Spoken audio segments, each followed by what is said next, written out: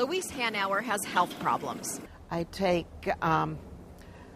3 different inhalers for my lung problems. A lot of health problems. The most painful, though, complications from diabetes have left her with sharp leg pains. It's like somebody installed a wire down the back of my leg and shoot electric sparks up and down it. Her insurance has changed her pain medication 4 times. The one I'm taking now is not quite as effective as the one I was taking before. It happens fairly frequently, actually. Hanauer's doctor, South Bay pain management specialist Michael Verdelin, says he's frustrated with that kind of drug switching.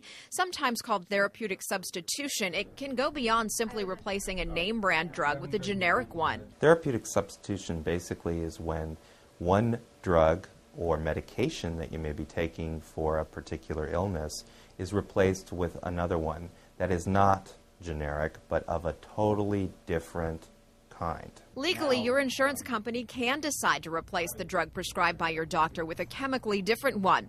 And La Mesa pharmacist Cody Faramond says insurance companies do sometimes dictate which drugs pharmacists can or cannot give patients, and will often make a drug switch for financial reasons. At some point, if they feel that certain medications will, in fact, help the patient just as good as the other medication, or just as well as the other medication, then they're reluctant to pay for the more expensive one. What you see is insurance companies and pharmacies, to some extent, interfering with that relationship at an incredibly basic level. Dr. Verdelin says for every hour he spends with patients, he spends another 2 hours doing paperwork, trying to make sure that doesn't happen and his patients do get the treatment he's ordered. Clearly, the worst case is that the patient may have an unintended reaction, or the disease process that I'm trying to treat goes uncorrected. Fairmont believes in most cases a drug switch has no negative effects and theoretically should lead to lower health care costs for everyone. I don't think there's a real bad guy in this. I think it's more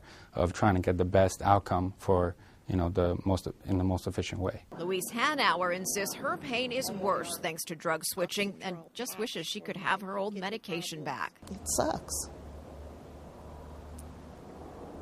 It sucks badly.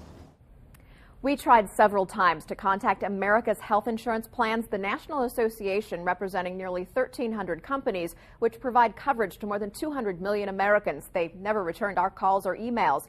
Meantime, both the pharmacist and doctor we spoke with have very similar advice. You must take charge of your own treatment. Talk with your doctor about why you're being prescribed a medicine and about alternatives, risks, and benefits. Ask your doctor to specifically mark dispense as written on your prescription. And at the pharmacy, make sure the label on what you get is what was ordered. And if not, discuss it with your pharmacist, make sure your doctor knows, and call your insurance company and get involved in the process. Marty and Susan?